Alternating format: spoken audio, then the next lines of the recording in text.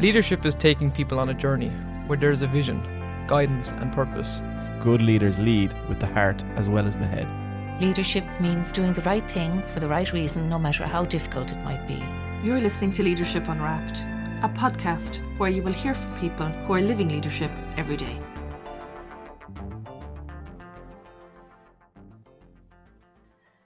It's great to introduce you to Kieran Golden today. Kieran is principal of Mayfield Community School in Cork. He's a former president of the NAPD, which is the National Association for Principals and Deputy Principals in Ireland, and he's an all-round advocate for leadership and for student success and for student inclusion. It was really great to get to meet and spend time with and to chat to such an accomplished school leader. This was really special because we actually got to join Kieran at Mayfield Community School, which we haven't had the chance to do yet when we've been talking to school leaders or any of the guests that we have had on our podcast. And it was so nice to just experience the culture and the lived work life of the students, the teachers and Kieran and all of the rest of the staff within the school. And there was such a sense of community that really was evident. So it was so nice to get to do that. And then we have so much shared interests as well that became evident the more that we were talking about issues such as sustainable leadership and the different practices that we can do to ensure that we're aiding the sustainability of ourselves and those around us, and also some of the wider challenges at a system level as well. Yeah, it became clear as we were chatting that we're coming at some of the issues around leadership from two different perspectives, but coming to the same conclusions, which was really great. And I don't always get to spend time in schools as much as I used to. So it was such a treat to be in a school and to be as welcomed in Mayfield Community School. It was just so super. Really enjoyed it. Yeah. Whether you're in education or not, I think there's a lot to take away from this conversation. I hope you enjoy it. Totally.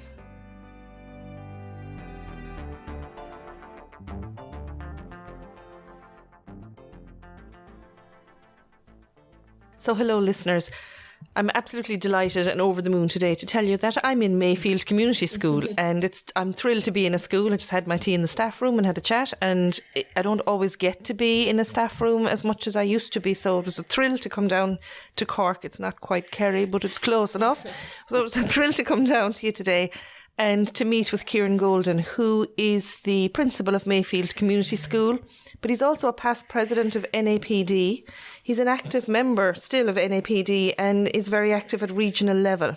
And every time I meet Kieran at the different consultations and association meetings that we would meet at, I always come away having had a really good chat about leadership and about sustainability, because Kieran's passion about sustainability of the role, his belief in the well-being of his staff and of school leaders is really contagious, and I think everybody feels that from him when they meet him. So in this way, I'm introducing you to Kieran Golden, who's invited us to his school, and hope you really enjoy our conversation. So Kieran, thank you for inviting us, and thank you for saying yes. We're delighted you're here. Absolutely delighted that both of you are here as well. You're very, very welcome to our school. And I'm delighted that the interview is taking place in Mayfield Community School, because this is where the rubber hits the ground. This is where it happens. Yeah. This is where the teaching learning takes place. This is where you've leadership and action throughout the school. And I'm just really happy that we're talking to each other in our school. And I really appreciate you coming down to us and calling in to us. No, thank you for inviting us, because I think already before we've even started this conversation, you have more of a feeling of kind of, this is what it's all about. It's not a detached conversation at all. You know, we're seeing exactly what it is that you're living here in the school and what you're helping to build and create. So I'd love to do more of this. It's fabulous to be down here. Yeah. Thank you. Yeah, me too. And as somebody who was like a lost podcaster in the car park, can I compliment your students who rescued me and got me to find you? It was a really nice welcome even from the kids coming in the door. Just want to compliment you on that. It was cool. Yeah, and that's really nice of you to say that, because those kind of things matter. I do believe we're a very welcoming school. We're a community school. And a community school has a certain flavour, has a certain ethos. Apart from being a school of a community, part of our ethos and what we stand for and part of our core values is that it's inclusive. We welcome people of all abilities. We welcome everybody who applies for our school is very welcome to come to our school. We provide a broad, comprehensive curriculum, so we offer up to 16 subjects at Leaving Cert level. So I'm really happy that you got a warm welcome. Yeah. It's important, and it's the kind of place that we are, and we like to think of ourselves as a school of a community where our doors are open and we welcome people into our building. We drove down separately, and when I came in, I was just kind of lingering outside one of the doors that I thought might be away for a minute, so kind of similar. But a student came out, they opened the door, and the first thing they said was, "How are you?" And I was like, "Good, how are you?" And then there was a class coming out, and I was like, "Oh, you're heading out?" Because it was raining just before we came. I was like, "Oh, it's staying dry." And they were saying how they were going planting trees outside. Yes. And then we just passed out the teacher that was talking about the same. So like, I mean, we both had the exact same experience coming in. Yeah, and again, the school being a community school, we're quite unique in that we have a sports complex as well. So again, that's reaching out into the community. And that sports complex is run under the management of the Board of Management that I'd be a secretary to.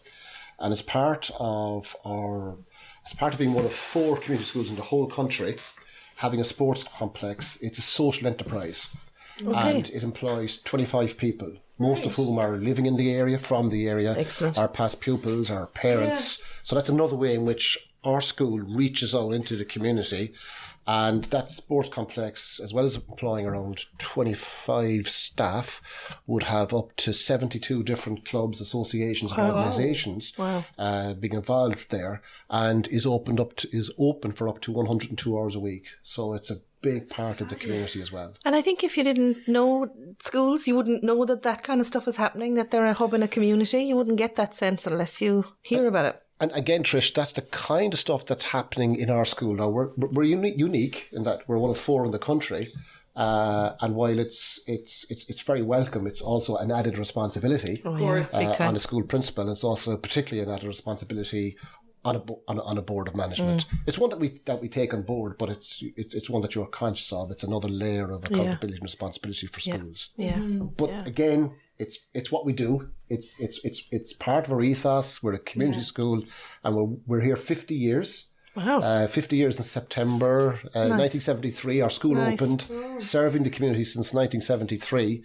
So, I'm really glad that you're here today having this conversation, and I do appreciate you coming down from.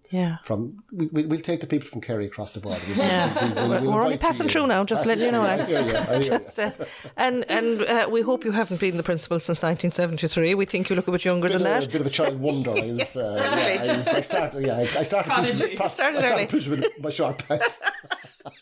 Oh man. Anyway, we've kind of gotten into it with a bit without getting into it, but maybe we might. Could you just give us a sense of your career journey? What's brought you to do this? Do you know, I was really fortunate. I've met fabulous people as right through my teaching career. Really, I'm from the city. I lived in Douglas and moved to Bishopstown, and I got a job. Graduated in the 80s, late 80s, 1988. Came out with the HDIP. And I always wanted to be a teacher. It was something that I wanted to be a teacher because I was very fortunate. I met really good teachers. Okay. And they were very good role models. And surprise, surprise, I can think of Tony Power and Mick Carey. They were teachers of English and history. And I became a teacher of English and history. And good subjects. They were your influences. And I started my teaching career in a place called Terence McSweeney Community College in Knocknaheeny in Cork City, in the north side of Cork City.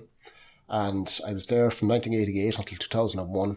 And it was an absolutely wonderful place to teach because I learned the craft of teaching. I really learned the craft of teaching. So I really had to, and where I learned that from was observing colleagues, really, really skilled practitioners, the Jerry McCarthy's, the Isabel Bakers, the Rita Conways, the Joe LeBlancs, the Jerry Larkins, Ted O'Keefe's, they were phenomenal teachers.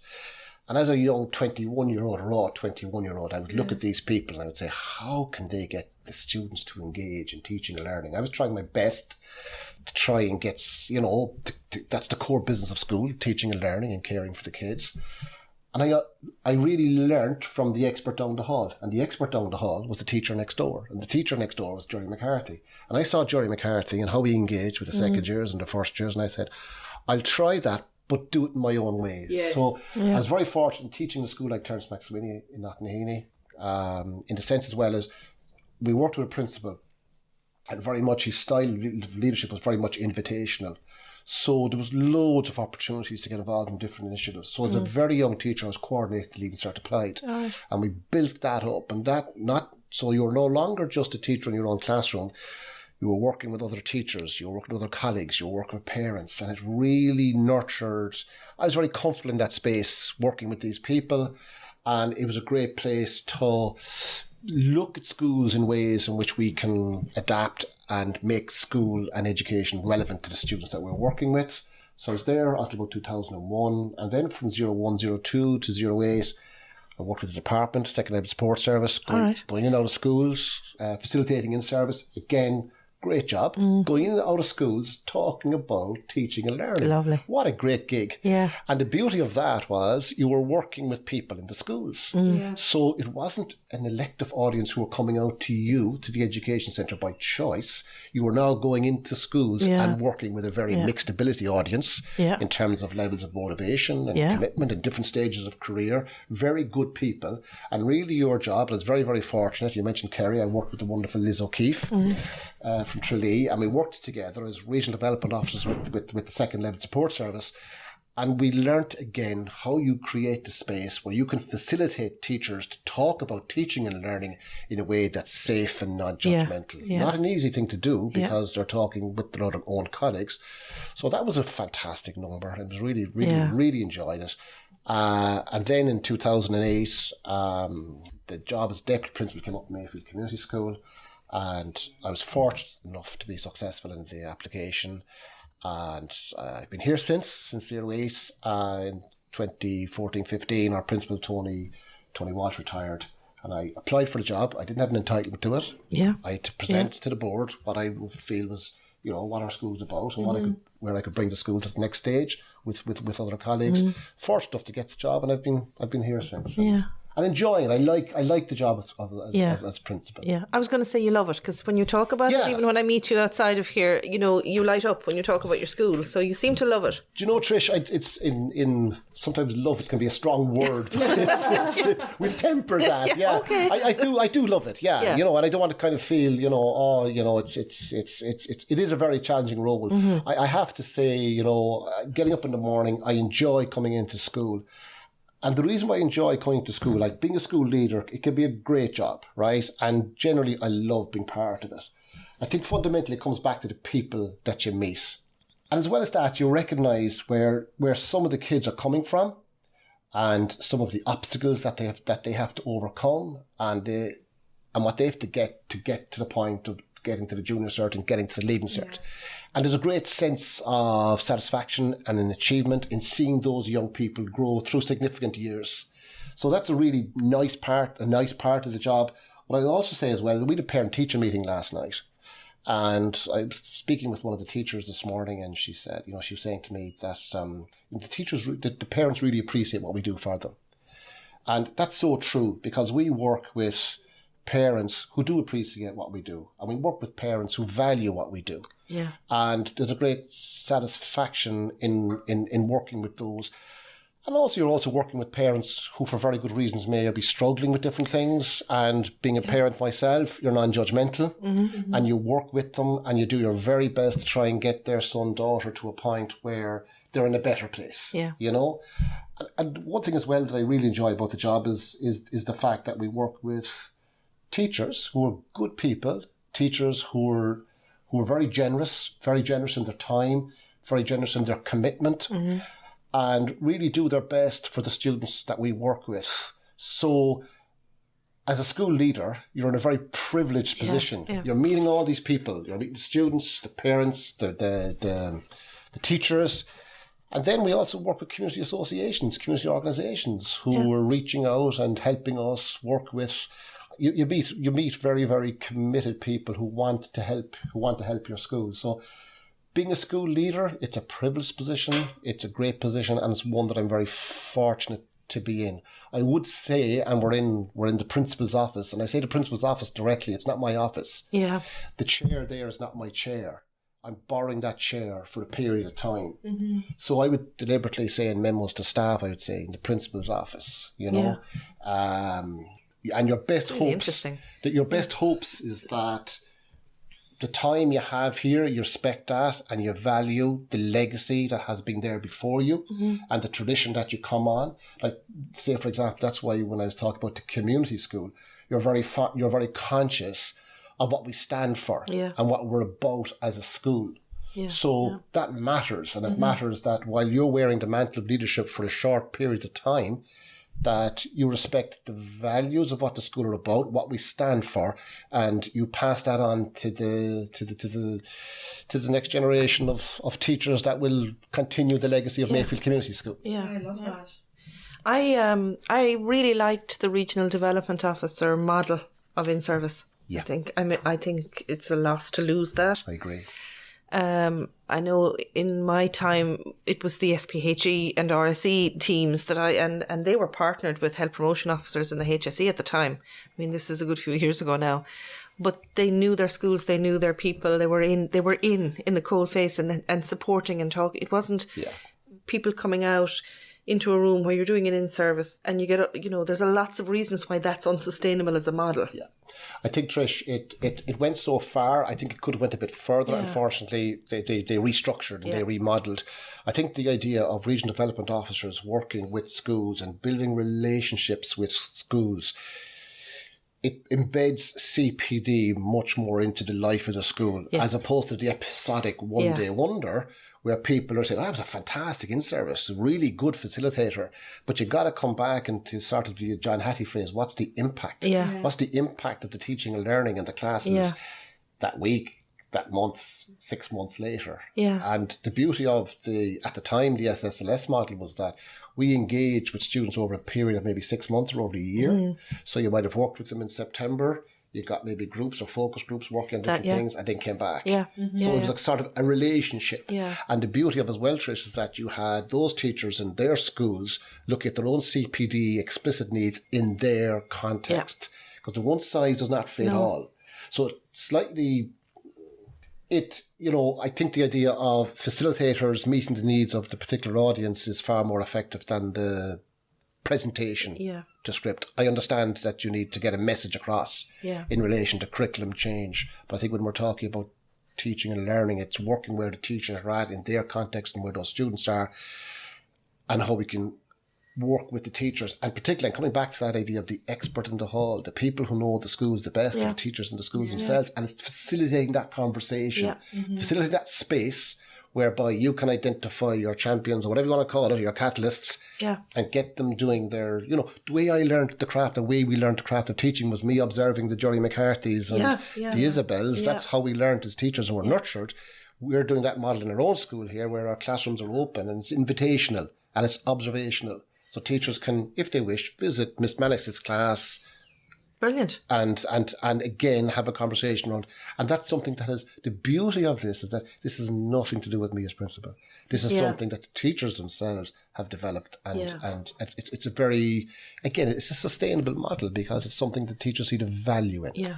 People don't like things being done to them. This is something that they've worked through themselves and they see the value in it. And when people see the value in it, the chances of it continuing, this whole idea of observation. Can you imagine if I, a school principal, said, right, at our next staff meeting, we're going to get, now, Niamh, that you go into Trish's class and Trish, that you go into Niamh's class, and would you talk about assessment for learning? And would you look at criteria for success? At Tuesday at 9 o'clock. At Tuesday at 9 o'clock. Yeah. Patricia might and be I'll check back in and you Patricia might be missing. Yeah. No, And I'm only messing. I'll check in with you then, Niamh, as well. You come back to me and do a report. Yeah, which is... I mean, that the other thing for me around the regional development officer work was the upskilling in facilitation and those skills that are the extra layer that help you create that climate for that to happen. Does that make sense to you? It does. And it was also, it was actually, there was the system, maybe unbeknownst to itself, or maybe it was very clever, got great value from that model, right? So you had teachers, we were teachers were facilitating teachers' practice. Yeah. Okay, so there wasn't any mantle of, it was, so I would always have introduced myself as, my name is Kieran Golden, I'm a teacher in Terence Maximilian Community College in Knocknaheeny. And people would share experiences, and it wasn't war stories or top trump stories, it was sharing experiences, right? But as well as that, the secondment model, and I know David Toohey did some research on it, and there was, there was mixed, there was mixed outcomes in that, but one of definitely, from relating to when I consider my own journey as a teacher, it also gave us great skills in facilitating and in working with adults. So as a deputy principal and as a principal, I brought those skills into senior management team or in a school. So we did things like solution-focused brief therapy. So if people were asking things and they'd ask, you would, rather than take things on board, if people were, questioning, which from the clash of minds, ideas ignite. People can have different ideas and views about things. You wouldn't see that, staff are getting, it's not a case of that. You'd ask a very simple question is, what one thing can we do to make this better?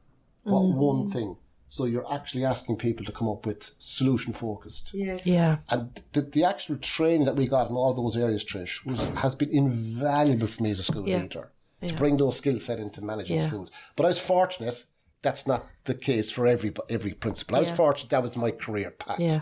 And I suppose one of the things as well, and we'll come maybe later on, is that I think the importance of seeing teaching as a profession as opposed to a vocation. Yeah. So teaching is, like for all of us, as a school principal, there should be avenues of professional growth. So it isn't, Kieran, I'm whatever age I am, and I'm getting tired, and I'm looking at exit strategies. I think as school leaders, we need to start looking at progression. Yes, absolutely. Are there other ways in which we can give to the system? Yeah. Because unfortunately, the way things have gone and the way challenges of the job are going, and because of this total overload that's coming at us, I know in our region, and I would know people around the country who are very, very good people who are deciding to leave and to retire earlier than they might have done. Yeah. And that's a loss to the system. It's hugely sad. That's a system loss. Yeah, it is. And I think if we can just be a bit more creative and maybe think about this, what ways can we keep our leaders in the system in other ways? Yeah. And the flip side of it as well is people not going for the role, like someone who could be fantastic in that position, not even getting to the point of being there and leaving early. There's the other side of it as well. And that's a great point, Niamh, because we know, through our own conversations with colleagues that probably one of the most competitive posts in schools currently in the system is deputy principal. There are lots of people applying for the role of deputy principal. Quite a few, very few are applying for the position of principal. And I think the question that the system needs to ask, and I know IPPN and NAPD are doing really good work on this, the question the system needs to ask is, why are so few people applying for the job as principal? Yeah. Because the thing about it is, in the research that the IPPN did and NAPD did with Deakin University, the health and wellbeing surveys, 86% of us like our jobs. That's a phenomenal high number. Yeah. It is. Like in any profession, across any board, like 86% of us really enjoy what we do. We like what we do. But why is it that people are considering maybe leaving early? Or why is it that we have no people who are not applying for the job at all? Yeah. I mean, 86% have very high job satisfaction, and it doesn't go down even when people are feeling stressed and burnt out. Now, that's an anomaly in research too, because most people, those two go down together. So there's something really amazing in the thinking and in the feelings that people have about their jobs in teaching and in senior leadership. But that extra step into, I was doing a bit of research recently around this, and the SkillsNet Ireland have been looking at it too. And some of it's about personal risk, feeling that leadership is a personal risk, but some of it's also about the breadth of the job. And what do I need to sacrifice to take that? Is that the right time for me, or balance with my family, or balance with the other things in my life that I want to keep going together? So, and they look at really successful school leaders, maybe having a narrower window about that work-life balance or time with the family. And that's not to say that they're modelling badly. It means that's the realities of the job being unsustainable, and they're seeing it, I think. Yeah, I think that's a good point. There's two things like taking the risk. What I would say there is, in my role within APD and as a president of NAPD and working locally, we would meet with recently appointed school leaders, recently appointed school principals and deputy principals. And the first thing we would say to them is thank you. Yeah. Thank you for putting your hand up. Thank you for putting yourself out there and applying for the position, first of all. And thank you for taking on the role. Yeah. And I think that's an important thing to say, that you have that strength of your conviction. Yeah. People have believed in you. I was fortunate that I met people as a young teacher who believed and felt you could be a really good coordinator. You could be very good at this. And I was very fortunate. And that wasn't done in sort of a patronising, glib way. So you were encouraged to take the risk because it is. The principalship can be a very lonely position.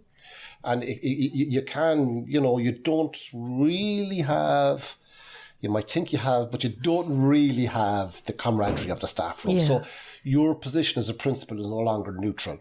Yeah, that's so true. once you go into the staff room, once you go into the staff meeting, whatever it might be, how you present things or what you might say or how might you, and you're very conscious of this, or how you might react in terms of your body language has significance. Because, and that's not that's overstating it, No, but it's you true. have to be very, very sensitive to the responsibility and accountability around your role and your status within the school. So it's having that sort of awareness around that. Yeah. So in terms of taking the risk, absolutely, I would applaud people and thank people for applying for it. The thing that you mentioned as well, Trish, around, say, for example, maybe it's kind of looking at maybe, boundaries and, your professional life and your personal life. I think very often there's a sense that I would say, between a deputy principal, how many years is it?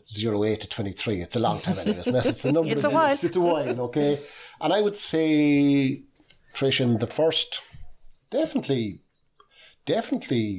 as a deputy principal, certainly as a principal, I would say in the first 4 to 5 years, I didn't respect boundaries. Okay. And I didn't respect boundaries myself as a school principal because I felt this thing that I just had to be on top of things. I felt that I had to keep, that I felt that there was, I felt that things had to be done on time. And really what happens is you become very immersed in the job, and it can almost, it can soak into your body, into your being, into your bones. Yeah, absolutely. And you're always on. Yeah. And you're always on. You become that person who is always on.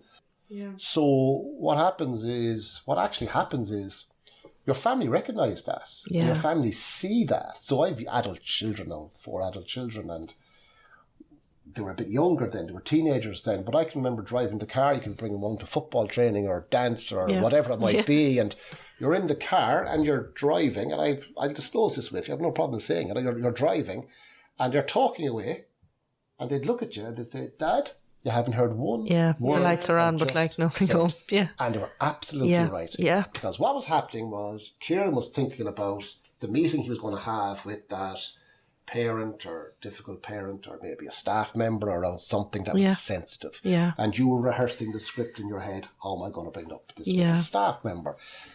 This was so really what happens then after a period of time, maybe after a number of years, maybe you get a wake-up call, and you just need to stop and pause and reset. Okay. And I would say in the last maybe 3 years, I have a greater sense of boundaries. Okay. And I suppose what I mean by that is I'm here in the morning, 8, 8:15, fully committed, working with people, nurturing people, because in the job as principal, you're giving a lot. Yeah, It's an emotional job. You're giving a lot. Very often you're managing other people's emotions as well. That's true. And what I would say as well is that what I have in the last 3 years, the laptop is left in the school at 5 o'clock or 5:15. I'm having a moment. I'm going, oh my God, could I do that? I'm impressed, but I'm really because, reacting. Trish, see, the thing is, right, if I bring the laptop home, I know the way that I'm wired. My wife is a Muntor Coma. All right. So Mairead will probably take out the laptop. She's a teacher and she'll probably start, okay, I'll take out the laptop now as well. Yeah. And you're back on again. It was one of the things that we worked when we were in COVID. So the idea is that it's creating those boundaries between your workspace and your home space. Yeah. And guess what? I would say I'm working far more effectively as a school. Nothing blew up or fell apart, no? Nothing blew up. Nothing. And you know what? We missed the odd department deadline. It's okay. It's not. And what you're actually doing is you're not reducing standards. We always have high expectations. You're not reducing standards. You're creating a working reality. Yeah. And the working reality is, okay, I'm going to get this done. I'm going to get it. And at 5 o'clock and 5:15, I'm closing the laptop. And now I'm going home to my loved ones because they are your loved ones. Yeah. And let's dedicate your time to them. And then what happens is actually you come in the following morning, you're fresher, you're brighter. And I remember reading, John Comey, is he the guy, the FBI guy? He retired recently and read the book recently. Yeah. And he would actually direct people to take time off because we should have to direct people to take time off. But it's not this always on, because if you're always on, you're tired. And when you're tired, you make mistakes. Yeah, that's true. So the idea is that when you come into work and you're working with people and you're fresh, you've actually time to think and you've time to strategize and plan and work with your deputy principal and actually work with colleagues, as opposed to coming in feeling that you'd be on all the time. Can you revisit and tell us about the transition of that, is what I'm wondering, because you hear about when you hear and talk to people about things like work-life balance, it's that thing of the more emails you send, the more emails you get. This type of thing. And then once the boundaries have been kind of broken, I imagine it's a very difficult thing to start trying to rebuild that and restructure it. Yeah. So I'm wondering, because you're definitely not the only person from my experience of talking to school leaders and people in leadership positions in general. You're definitely not the only person who faced that challenge. So I'm just wondering about the actual transition, the reset. Part. What did you? I think in terms of the reset, you just need sometimes. It could be a health issue. It could be a you just kind of say, if I keep going like this, and it's not me personally, but if you keep going like this, you're going to get burnt out. Yeah. You're heading for burnout. The danger of burnout, and I'm not an expert in burnout, but my sense of it is that you don't recognize it yourself. And the thing about it was, I just felt that you're going and you just need to pause, reset, and the beauty of it, Niamh, is that I remember I sent out management team meeting agendas on a Sunday night. Taught the management team. That was such an invasion of space to people. They never said to me that they objected to it. And I remember saying to them, are you okay with this? And when I look back on it, that was really unfair. And I remember having a conversation with people from Microsoft, and they said, oh, by the way, if you're working in France, you'd be in trouble for this. Absolutely. People have a right to disconnect. Yeah. And now what we do, Niamh, is that the email from the management team agenda goes out on a Friday afternoon. We're an inclusive school. So I said, okay, what does that mean? The email for the management team meeting agenda doesn't just go to the AP1s. It goes to all staff. Right. Including all teaching staff, your SNAs and your PMEs. They all get the agenda. If they want us to talk about something, I invite them to email me what they would like to have on that agenda. The report from the meeting on a Monday afternoon goes to all staff, PMEs, SNAs, and teaching staff. It goes to all staff. And that to me is what an inclusive school is about. And I suppose in terms of the reset, there's discipline there. So I know I've got to get the agenda for Monday's staff meeting, for example, out on a Friday afternoon, as opposed to a Sunday night. Guess what happened, Niamh? Kieran had weekends. Yeah. Honestly. Yeah. So what happened was, on a Friday evening I was going home, and it meant sometimes, okay, stay in the extra quarter of an hour. So as opposed to going to 4:30, 4:45, 5 o'clock, wait till 5:15. Get the agenda out. Schedule send it for Monday morning at 9 o'clock. Yes. Right? Because I'm not going to send it out at 5:30 to staff. Yeah. So schedule send.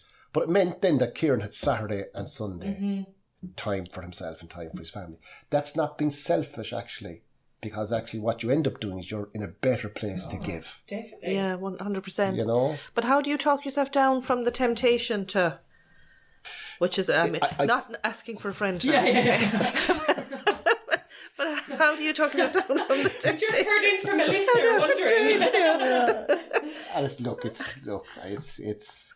it's of course, you see, we're wired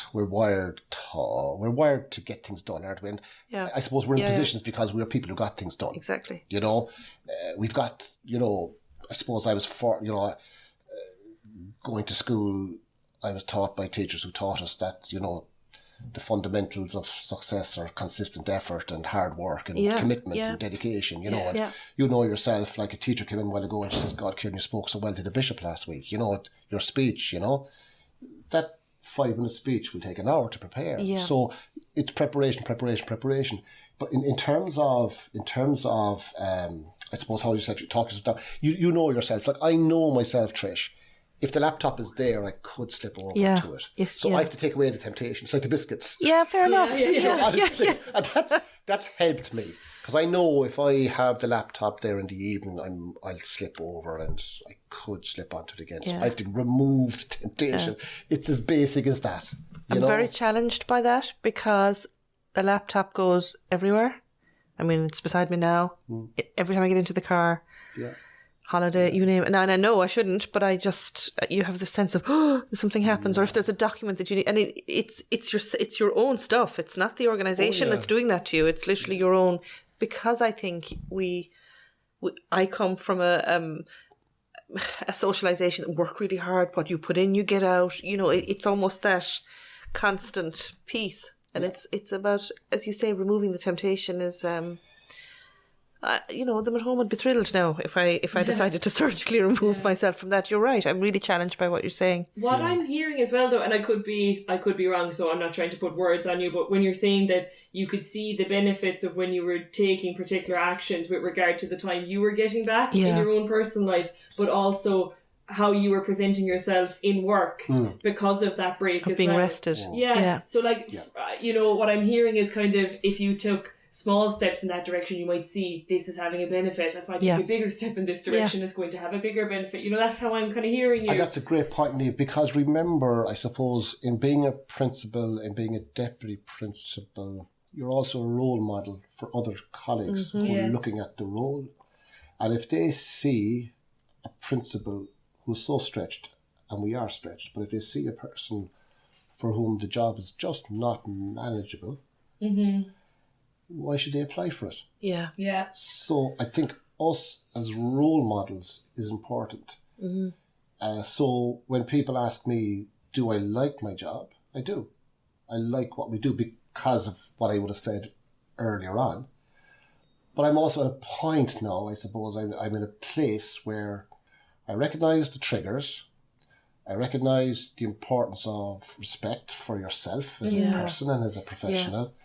And I recognise the importance of creating boundaries between where we work, what we do, and the full commitment to that, and the giving in that, and then the place where this is now time for. I'll give you a very simple example. In our school here, it's a typical school, right? You've got classrooms, you've got offices, you've got restrooms and so on, right? We have a staff room. The staff room is a place where people have their coffee. The staff room is a place where people have their conversations and their chats about their families or whatever it might be. I would say this to staff very openly. When I go into the staff room, I'll talk to anybody about absolutely anything. Munster, rugby, soccer, whatever it might be. Anything. But it's not the workspace. Yeah. And it's creating that space inside in the school where it's okay for people, when we go into the staff room, let's have a cup of tea and a cup of coffee and talk about whatever you feel comfortable about. As opposed to feeling, we need to talk about this now. We can do that at our staff meetings. We can do that at our various team meetings throughout the week. We can do that in the office here. No problem. Yeah. No problem. But I think it's about creating that culture and that place. And culture can be a very sort of, nebulous word, but it's not. Culture is about people. Yeah, it is. And we're the people. Yeah. We're the people in the school. Yeah, we create it. We're the people in the school. So it's within our remit. And I know there's legacies in all of this, but that doesn't mean we're bound to it. Yeah, we're absolutely. creating our culture by how we interact and about what our expectations are of each other. Yeah. And I think as a leader, that's one of the things that you've got influence over. Yeah. Not full responsibility. Like there's responsibility in how we talk to each other and how we speak with each other and how we make each other feel. It's not my job to make people feel happy. If I think I can do that, I'll be, that's not realistic.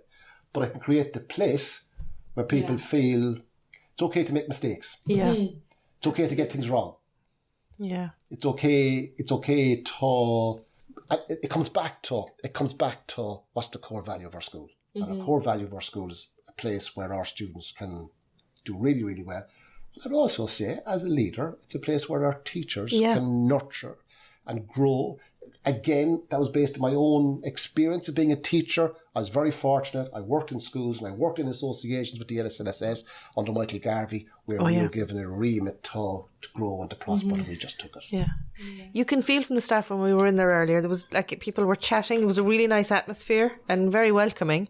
And I commented to you that I saw the sign up on the wall that said mobile phones are switched off here. They can be on at lunchtime if you need to, whatever. But there wasn't. Not a person was on a laptop or a mobile phone. They were literally making eye contact with each other, chatting to each other, connecting with each other over a cup of tea. It was impressive. Yeah, and that's nice. It's a place where people can talk to each other and chat and connect. Yeah. Yeah.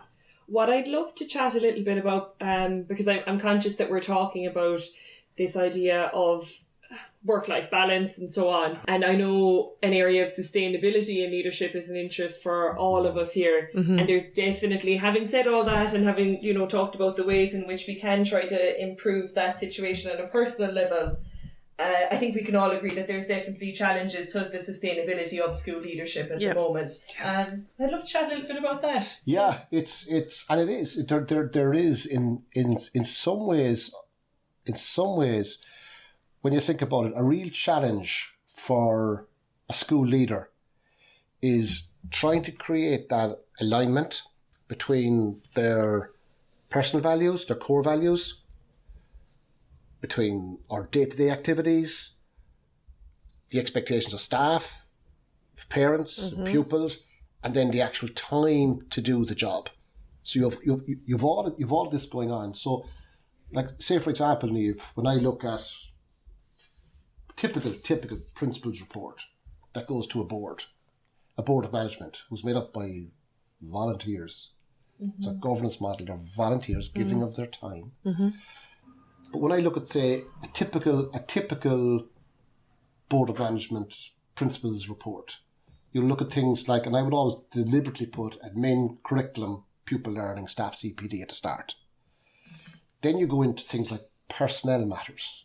So you're dealing with HR, contracts, applications for additional SNAs, returns of documentation to the department, all of which are all really, really important. Then you switch over to things like school organisation, the organisation of exams, assessments, the organisation of all those very important activities which are the rhythm of the school year. Then you look at the whole area of plant management.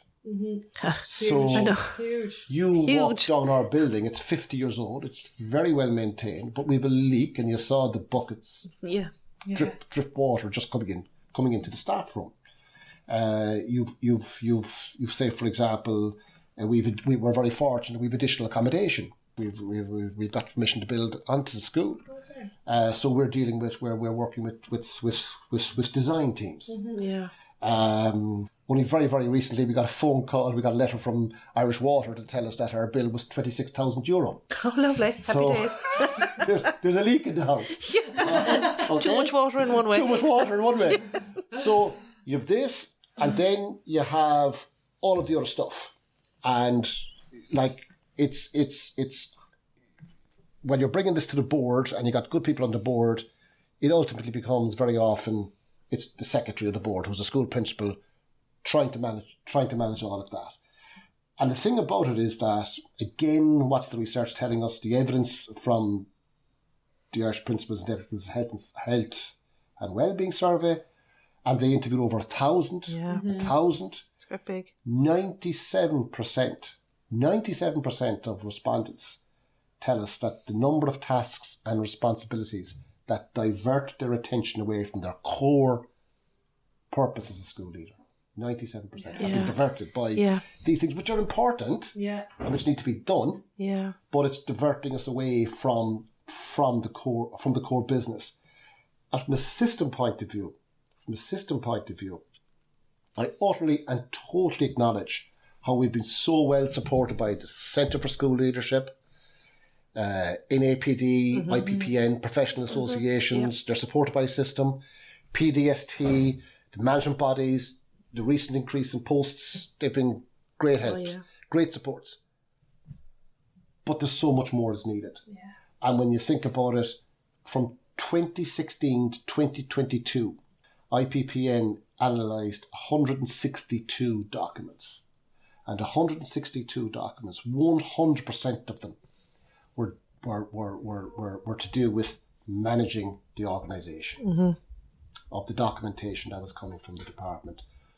25% of them were relevant, were pertinent to leading teaching. I know. And learning. I know. So in some ways, what we've got is, and Anne Looney speaks about this in her introduction to the IPPN, very, very good publication, Primary School Leadership, the Case for Urgent Action, a Roadmap for Sustainability. And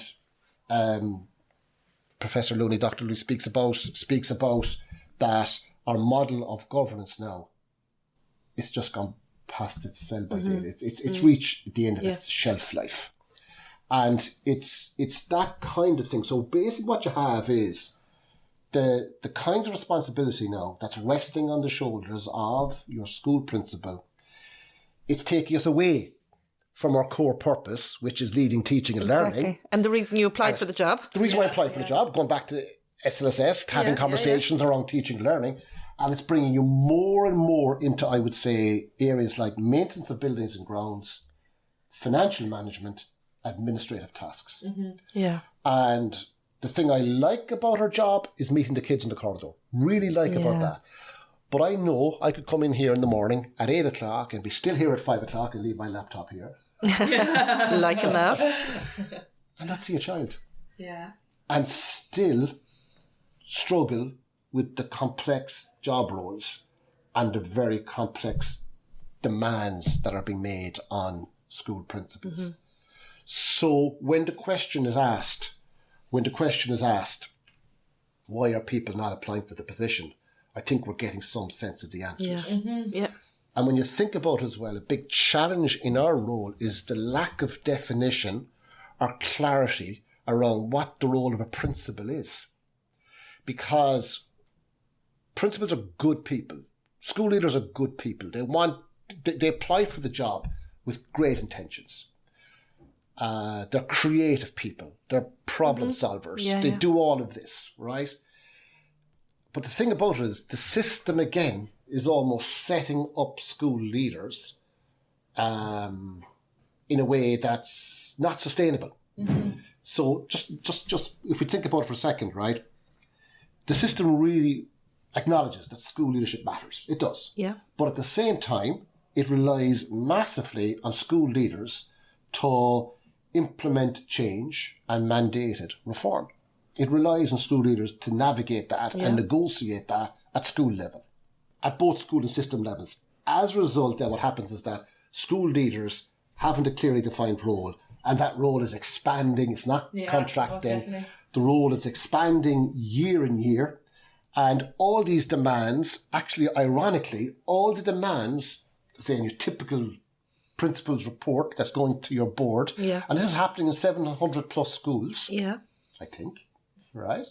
This is happening, and what's actually happening because of your personnel matters and school organisation and plant management and financial management and administrative tasks, ironically, the system is limiting the capacity of exceptionally talented, able school leaders to focus on their core purpose. And the core purpose is the job that we signed up to do. Yeah. I think you two are speaking the same language, because I read your some of the speeches that you've given and some of the advocacy that you've done at symposias and nationally about this.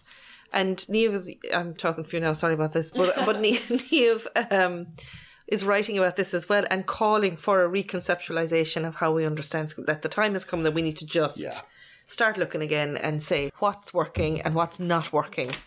Because we were doing a policy analysis of looking at our schools, and the teaching and the leading teaching and learning is such a substantive part. And we talk so much about the differentiation between leadership and management, but it's management that is pulling, the urgent is pulling our school leaders into that space. So if we want these cutting edge, curriculum innovators in our schools. They need space to do that. You can't do that, in the last 10 minutes of a day when you have everything else off the desk. And I think when it's a great point, Trish, and I think looking at that, it's the role has become so broad and so complex. I think it's really, really becoming time. It is in terms of defining what we understand by school leadership. Mm-hmm. And in defining it, we spoke about boundaries and parameters. Yeah. So in defining school leadership responsibilities, I would see that through the lens of practices that are most likely to improve teaching and learning. Yeah.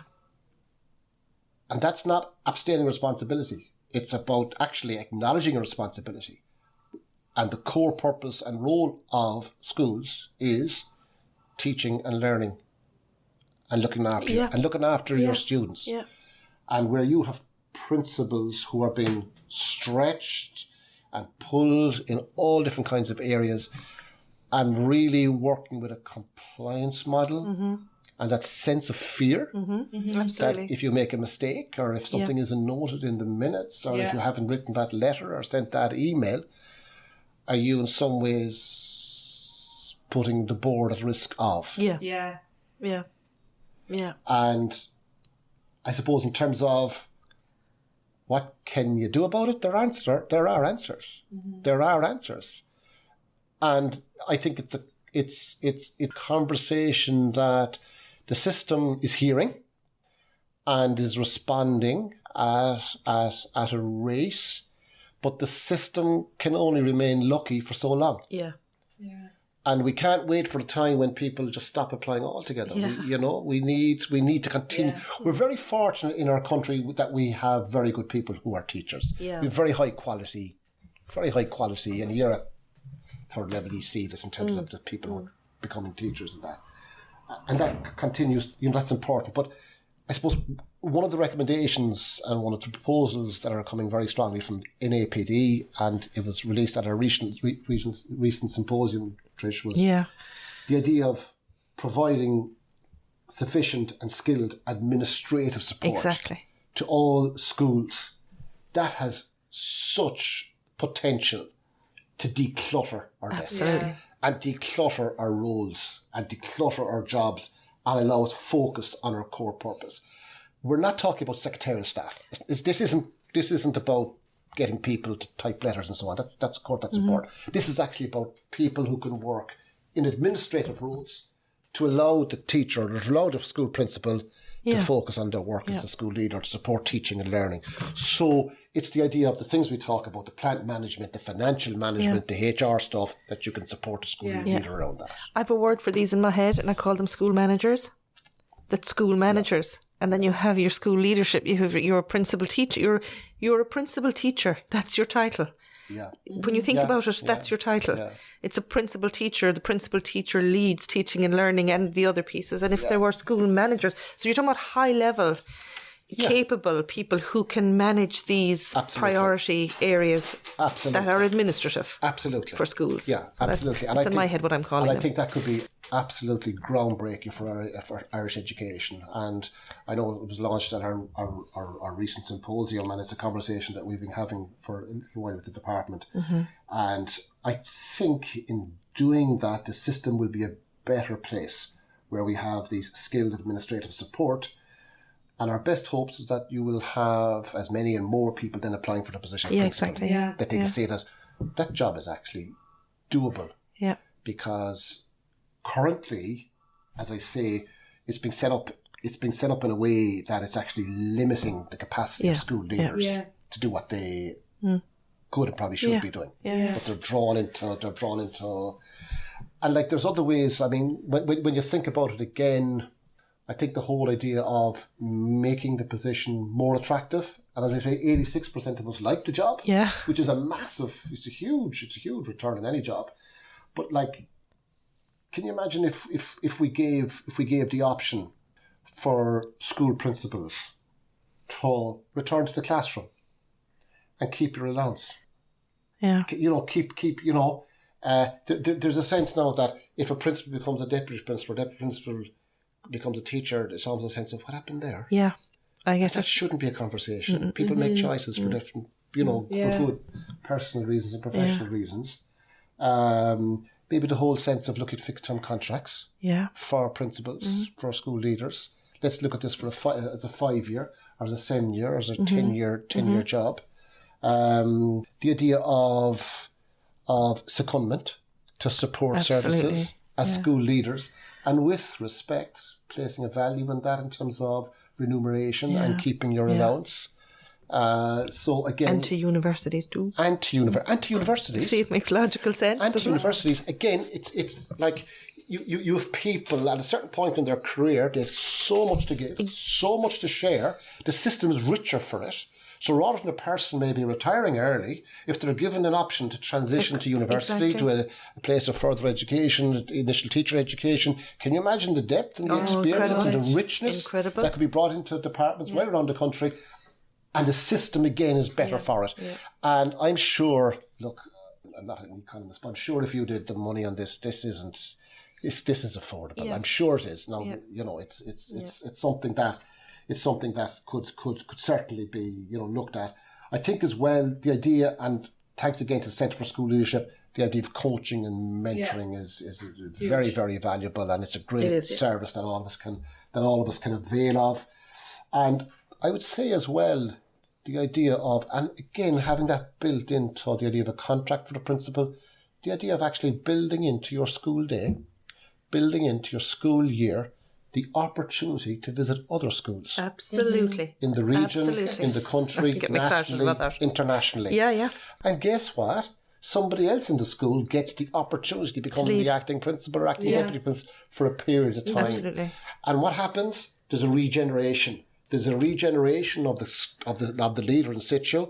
That, say, for example, I would spend some time visiting other schools. When I say I'm talking about principals at a system level. I know. Visiting schools in other regions, visiting schools in other countries, and coming back with ideas. Like one of the things that we're doing recently, say, for example, with ACCS, is that we're having our meetings in other schools. Yeah. And it's a great chance to go into other schools and see what their school looks like. So there's loads of ideas. Yeah. There's lots of ideas in how we can make this job more attractive, more creative. Can I just acknowledge as well that I have absolutely no copyright on these ideas. These ideas are conversations that we would have had at NAPD, National Executive level. Yeah. And just acknowledge that. Yeah. Like these... I hear you. This isn't Kieran Golden. These are ideas that have come from colleagues at NAPD, ACCS level, having conversations around how can we make the job more attractive so that we have people who say, I'd like to work in that role. Yeah. And these are things that can be done. I really do believe that. It's a collective wisdom. But I also think what is also needed, you mentioned a bit of this, but I was thinking practice or research leave, what we call, so for example, in higher education, you could apply for a research leave and it would be 1 semester plus the summer. So it ends up about 6 months to focus on something that will improve your practice or improve your research. And you've described that. But also the sabbatical isn't a bad idea. Because when you give so much, and that's the purpose of sabbatical, when you give so much, you then need to replenish that, but you also, we're in our echo chambers. Getting out of those and visiting internationally or in other places opens up what we'll bring back into our schools. Yeah. And there are ways of doing that are tax efficient for the organisation, that the cost is not huge. Yeah. And they're small wins, but they're huge wins. They're small wins and huge gains. Yeah. Because again, coming back to that word impact, like it's giving a school leader who's giving so much a time to get off the treadmill, get off that kind of hurried sickness that a lot of us are experiencing, and that sense of, it's like you mentioned the roundabout in our conversation. Watch roundabouts in Cork, everybody's trying to get on them. Everybody's trying to get on them. Life can be or like avoid that. them. Avoid them. Life can be, we're trying to get on, get moving, keep moving. Can you imagine just the opportunity to stop and stare and to pause and just reflect? And I would see great value in the link between the universities and schools, because it's the old Kurt Loon phrase, there's nothing as practical as good theory. Yeah. And what's that saying to you? And maybe giving someone a chance to say, I'm going to take some time now to read or to maybe have conversations with people around leadership, and how can I look at maybe how can I refine my own practice as school leader? Because that's a constant journey. Yeah. And it's not a perfect science. You're always tweaking and reflecting and maybe saying, yeah, if I was back there now, I think I would have done that differently. Yeah. A very differently. Yeah. You know, that comes from time, doesn't it? Yeah. Yeah. Like, I'm smiling as you're talking and saying all of this because it's resonating so much. I know you just said that, but it's resonating so much with where my thinking is in this at the moment as well. Because like I interviewed principals and deputy principals for my PhD, and sustainability was not on the cards. It wasn't what I was looking at, and it came back in force, the challenges that you're describing. So I think it's undoubtedly the most pressing issue that we have at the moment. And what I love about what you're saying, you know, you said these aren't all my own ideas or anything like that, but that excites me because like we were up meeting other stakeholders during the week at a meeting, and we were having some of these similar conversations as well, and that's making me feel actually really uplifted about it because people are starting to talk on a similar wavelength about this, and I think that opens up the space for real impact. Something I'd just like to add when we're talking about it as well, it's hugely important, the sustainability of the role, because of the fact that we're in we're coming into some form of a crisis with people not wanting to go for the position of school leaders.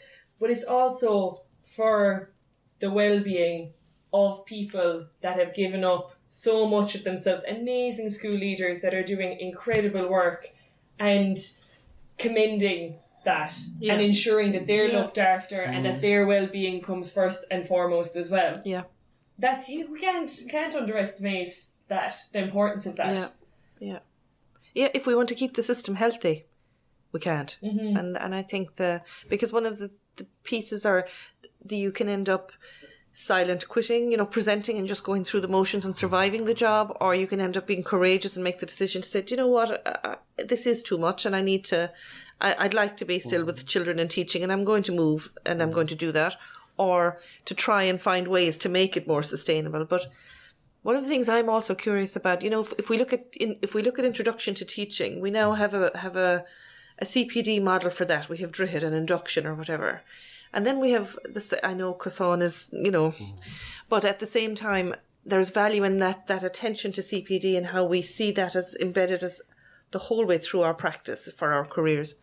But inductions for principalships, I'm just wondering how that can be done in a way that places the sustainability at the top of the agenda, so that you start, rather than having to, like yourself and myself, go into the so many years and then go, okay, right, I can't keep doing this, I'm going to hit a wall. You know, that you start assuming to go on as opposed to remedy as you go through. Yeah. Does that make sense? It does, yeah. And there's the system changes, I think, that feed into that as well. Like if you had the administrative support, for example, those challenges would be lessened. So I think there's probably the personal development that would be fantastic in the early stages, and also the structure. Yeah. And I hear that, and I think there's a bit of work to be done there.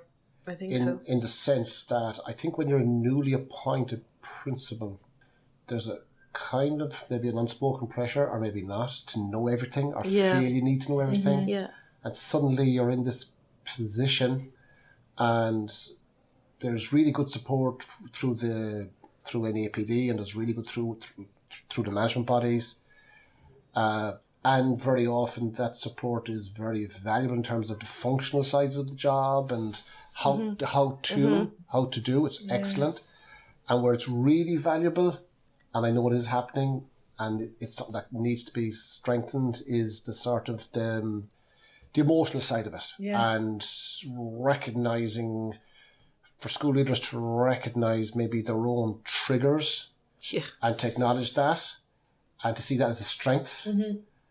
But that takes confidence. That takes time and deep reflection, and a level of self-awareness. And to be fair to school leaders, in your first years, there's so much pressure on you to manage outcomes in terms of the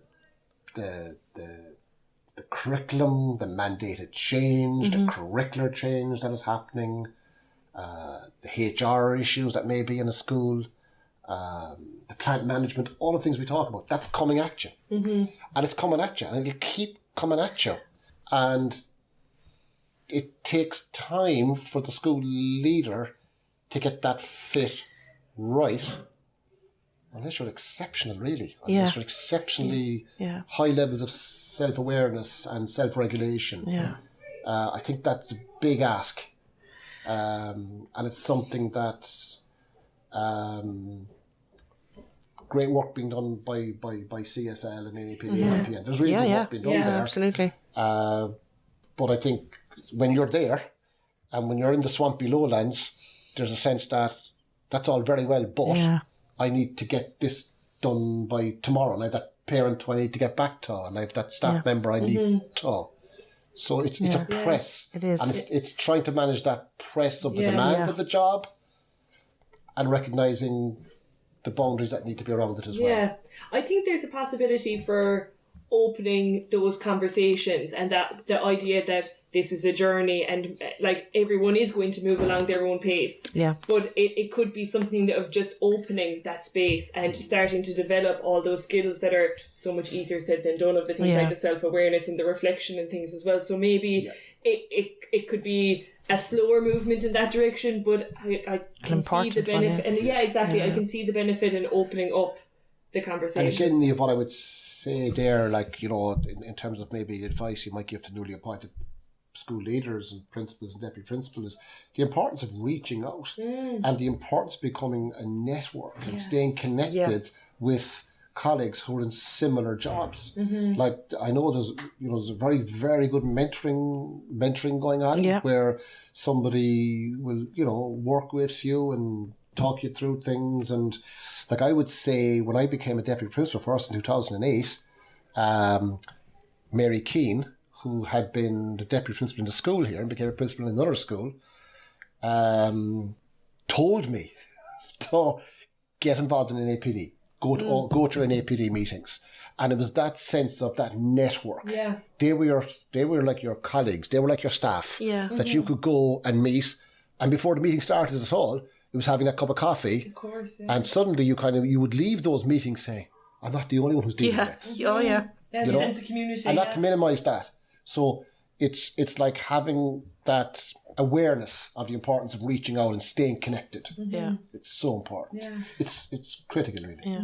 I'm fascinated by the work of Edith Eager, and really, really, she has been a kind of a lifeline for me at times when she talks a lot about the prisons that we make in our own minds, and they really are constructs. And actually, when you stop like attaching yourself to them, you get quite liberated and free. And the one reason I'm saying this to you is because the one about when you start, you need to know everything. You need to be in control of everything. You need to be on top of it. You need to be seen to be on top of it. And you need to know that school. You need to know, And we had a leader a school leader several years ago, who didn't come from our area at all. He was a psychologist and had, really hadn't an education background at all, leading a teacher education school. And we every time we meet now, we say, I think that was a strength. Okay. Yeah. Because it meant that we had to step up, and he had to lean on the collective wisdom of the people that were leading their particular areas. And so he became the facilitator and the capacity builder of the others, because he was like, I'm a psychologist. I can give you this from the IPA perspective, but I can't do it from the school perspective, but you know more than I do. That's brilliant. And actually, that's the point where you, on your journey as a school leader, you do get there. Yeah, you do. You do. It takes a bit of time.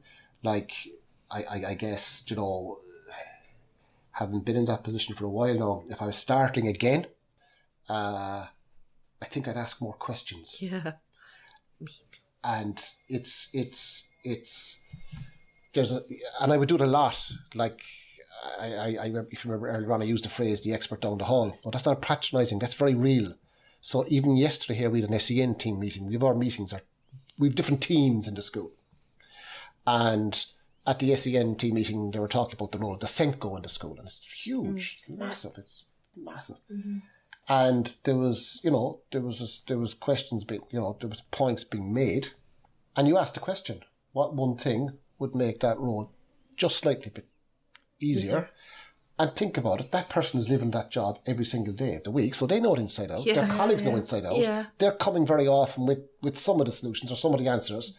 So that idea of not feeling that you have to know everything, while at the same time getting it. Yeah. It's not an upstanding responsibility. Yeah, it is getting it. You know, but it's a sense of asking more questions. Yeah. A really great book recently. It's Ryan Turberty's brother, and it's called Just One More Question. He's a neurologist, I think. I'm writing that down. Yep. I've one of my daughters who works in hospitals.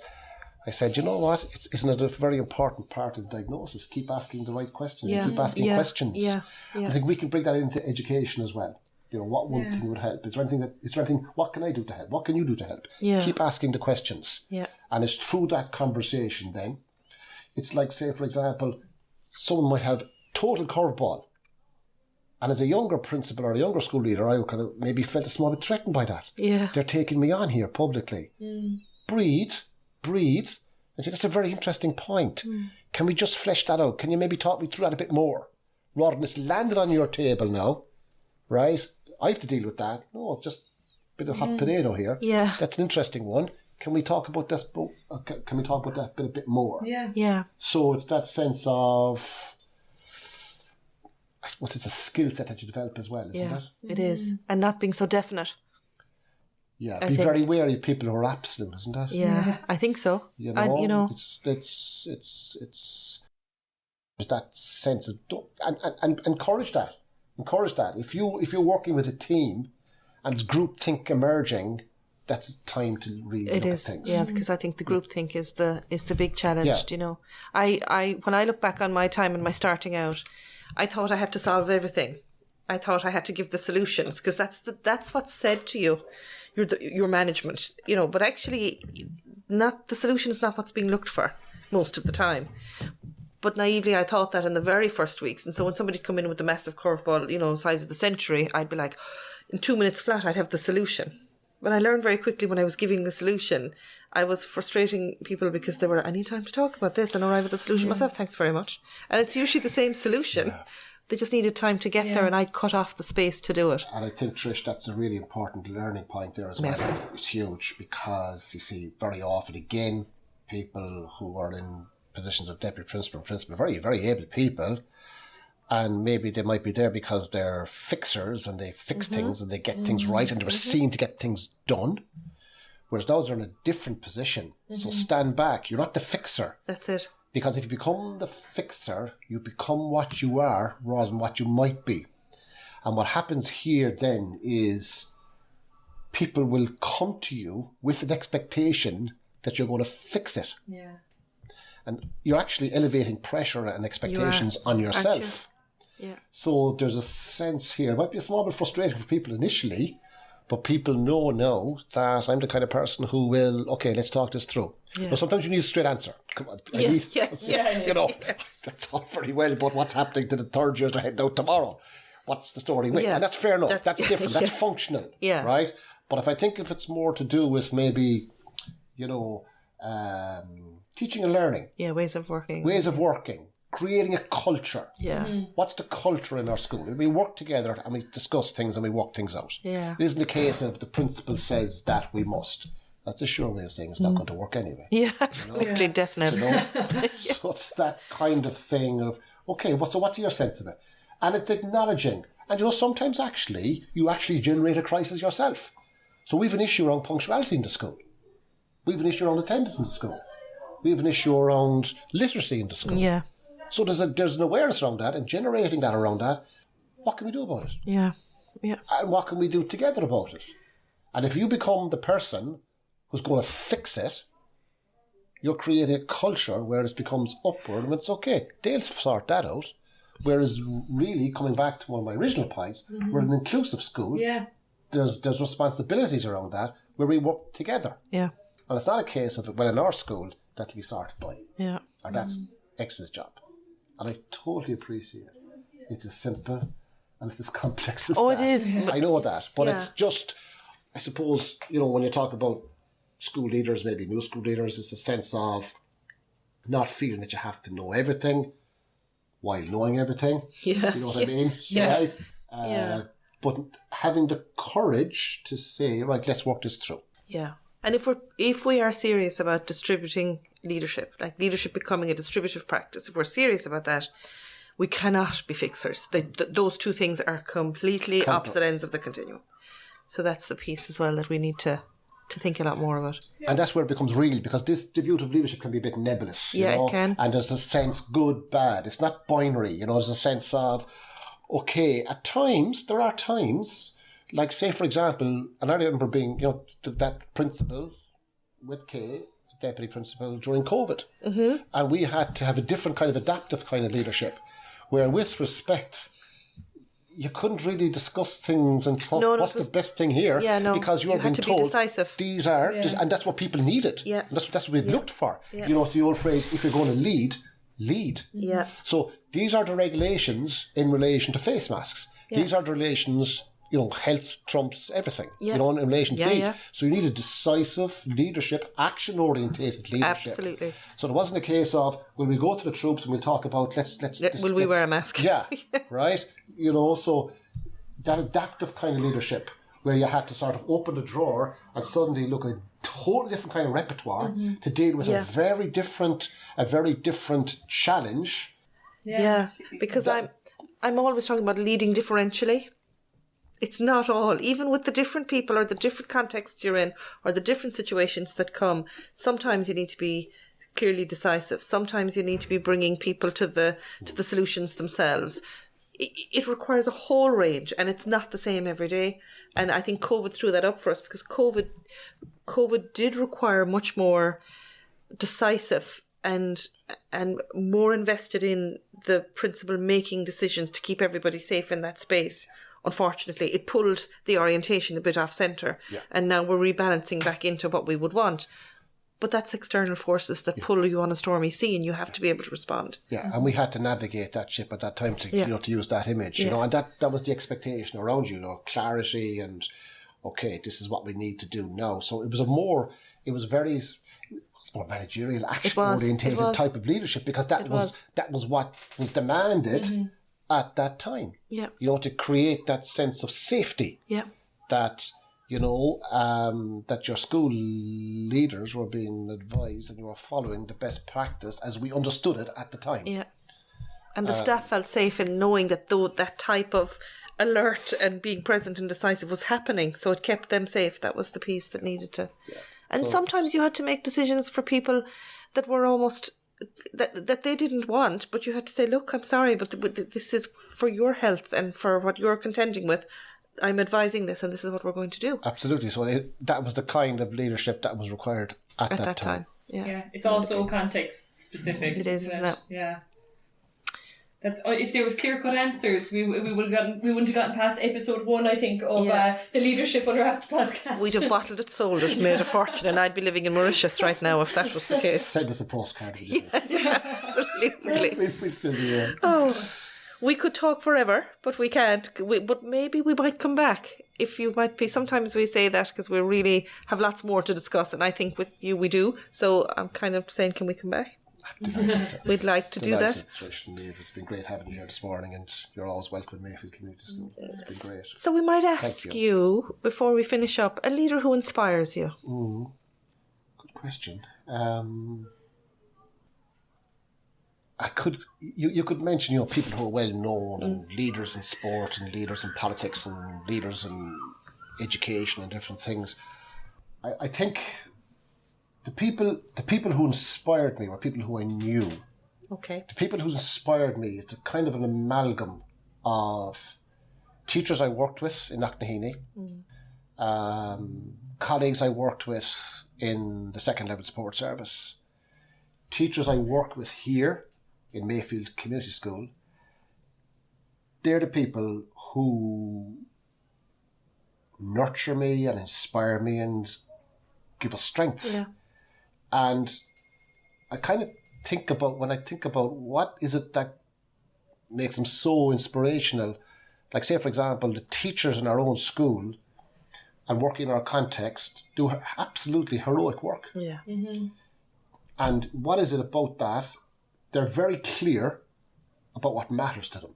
So I look at people who have had an influence on me as school leaders.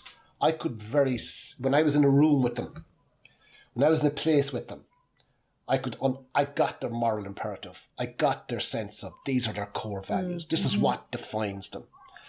And particularly maybe in moments where they were being challenged or questioned, they were clear about what matters and what mattered to them. And very often their core values were, I think of education because that's the area I've grown up in. It was very often coming back to what's going to bring us and what's going to help us in terms of teaching and learning.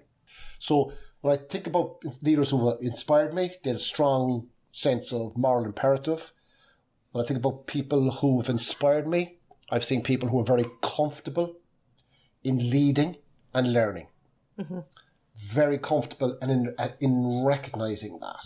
So they could be part of a group and they could be very active as leaders, or they could be very active as participants in other kinds of ways. I think there's huge learning in that. Love that. A time to speak and a time to be silent. A time to be seen to, a time to be, decisive and a time to be reflective. And really, I think very skilled. I've seen that in right across education, very skilled people practice that. I've also seen leaders who I've been very much inspired by, people who were very much, and it's kind of using the Michael Fullen phrase, people who would feed and be fed by the system. So there was a sense that they were very generous with their insights. They weren't, the kid who puts their hand around, wins their copy. They were very generous in acknowledging other people, and they were very generous in sharing their learning. And they also asked questions, so they were fed by colleagues in similar circumstances. So I would find those kinds of people very, very, very, very inspirational. And I suppose my final thing, when I think about those teachers in Knocknaheeny, and when I think about those colleagues in the SLSS, and when I think about our teachers in Mayfield, there's a strong sense that that you're essential and yet you're dispensable. So there's a strong sense that what you're doing now is really, really important and significant for the people that you're with and the students that you're working. And the place will continue to thrive when you're no longer here. Yeah. The idea of the principal's office. Yeah, same thing. Yeah. There you go. So they're the sort of, when you ask about a leader, they're sort of the amalgam of characteristics. Yeah, they're big. Yeah. That's quite big. Yeah.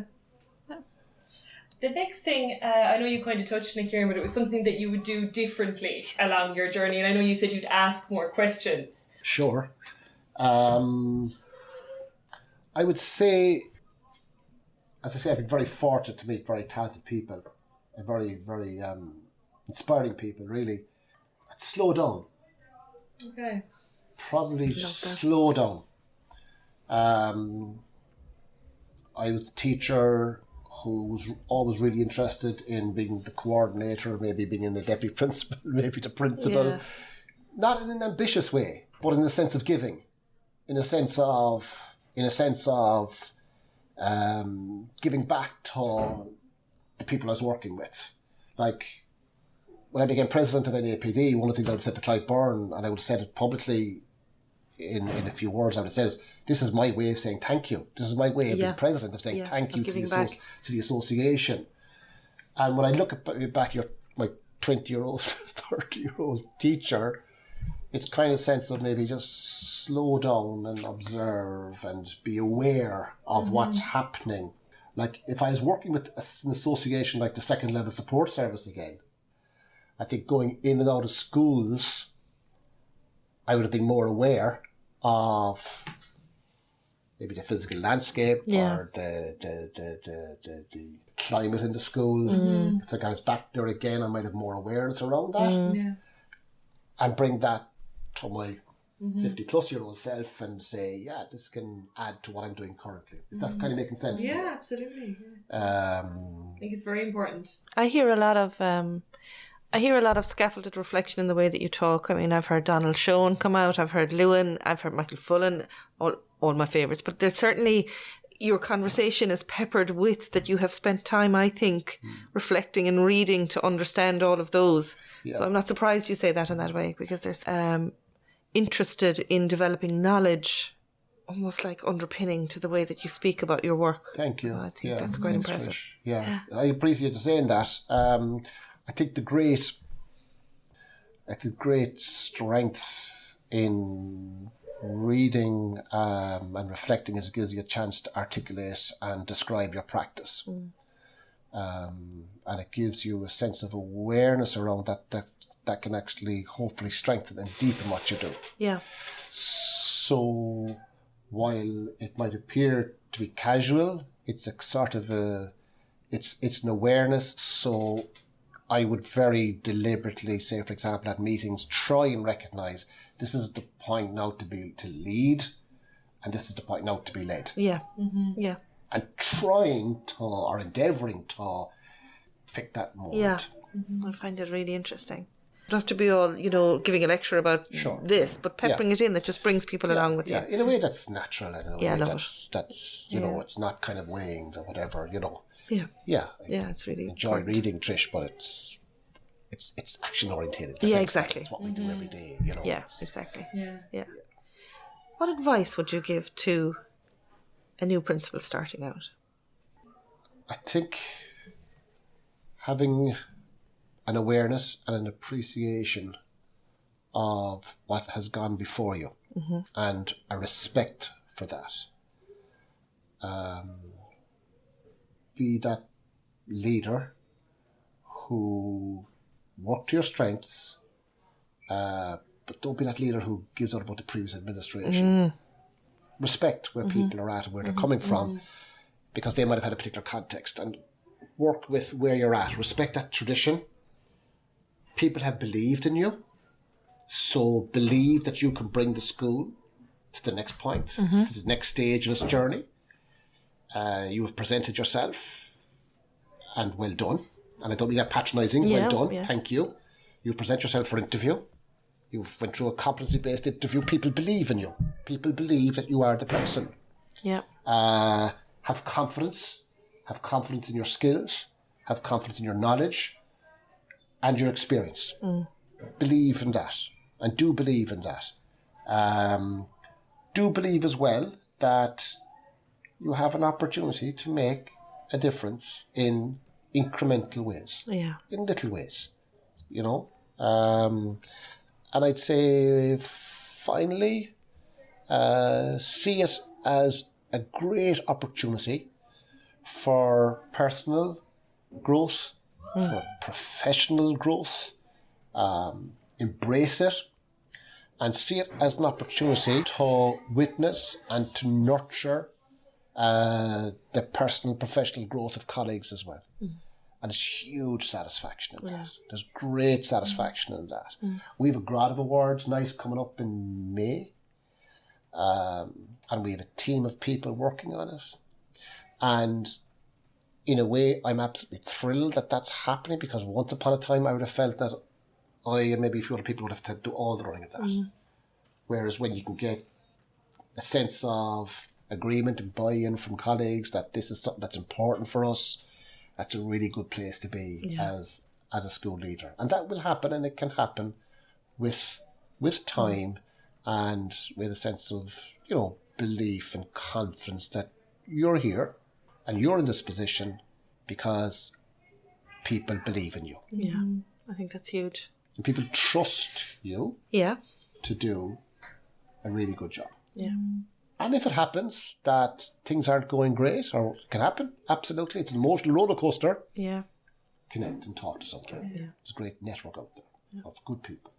So we started this conversation with me saying every time I talk to you, I'm going away with my head full and lots to take away, but also energized with a love for what we do, our profession, which is teaching, and for leadership.